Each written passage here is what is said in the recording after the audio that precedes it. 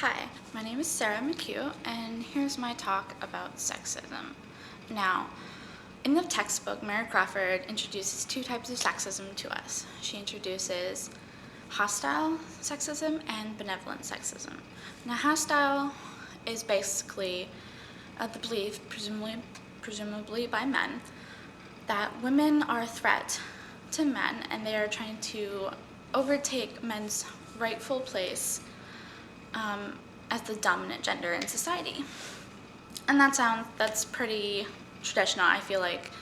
The second type she introduces, though, is benevolent sexism, which states that women are special beings that should be cherished and protected.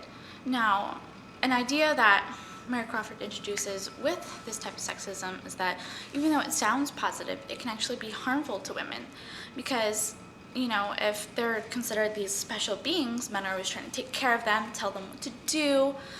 And she says in the text that it can actually cause women to doubt their skills and their abilities and for them not to want to venture forth into the world and do things for themselves. And that's pretty interesting. It sounds like it's a positive type, but really it's not.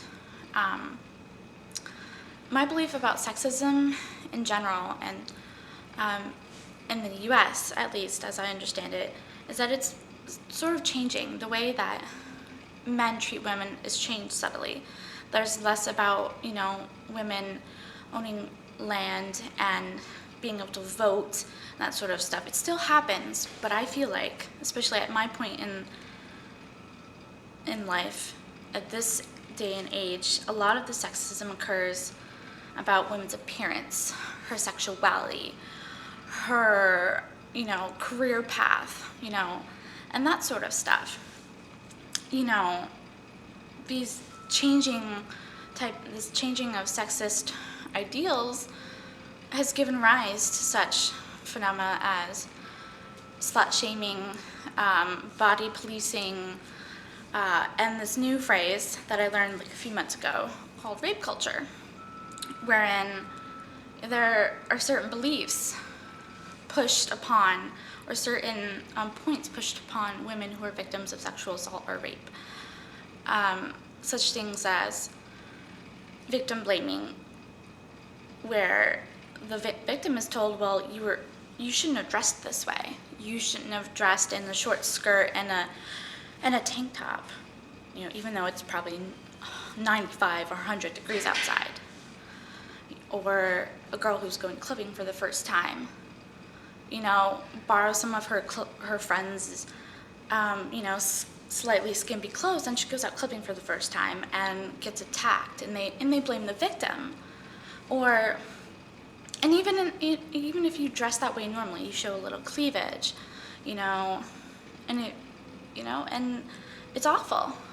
Victims get blamed for being who they are or trying something new, and they're assaulted, and it's not fair. It's wrong.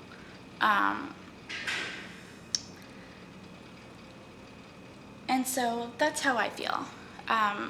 Now, there are a lot of places where people feel more comfortable about talking about their stories, places like Tumblr, because you can't go around talking about, they don't feel safe. Women don't feel safe talking about these types of instances, and that's why I really love Tumblr.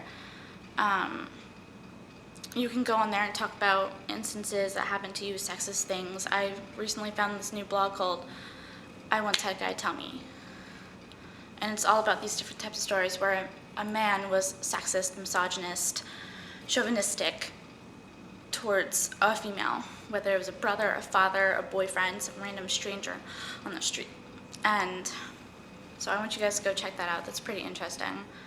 And that's what I think about sexism today, that it's changing, it's evolved, or more correctly, devolved to something where men focus on women's appearance and their sexuality and make them feel awful for being who they are and how they want to act. And that's it. Thank you for listening to my talk.